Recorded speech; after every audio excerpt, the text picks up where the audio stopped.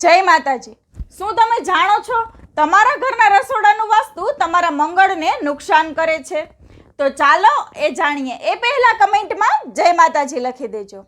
જો તમારા ઘરના રસોડામાં કોઈ પણ વાસ્તુ દોષ હોય અથવા રસોડું ખોટી દિશામાં બનેલું હોય તો એ તમારી જન્મકુંડળીમાં રહેલા મંગળને નુકસાન પહોંચાડે છે। જ્યારે મંગળ ખરાબ હોય છે ત્યારે પરિવારના સભ્યો હંમેશા એકબીજા સાથે લડાઈભર્યું વર્તન કરે છે। જ્યારે કોઈ સારો દિવસ કે સારો તહેવાર હશે ત્યારે લડાઈ થશે। ઘરમાં બાળક લગ્ન લાયક હશે તો તેના લગ્નમાં વિલંબ થશે। આવકમાં સુખ સમૃદ્ધિ નહીં દેખાય અને ઘરની અંદર સતત દવાખાના દેખાશે। તેના કારણે જીવનમાં કર્જાના પ્રભાવ જોવા મળશે।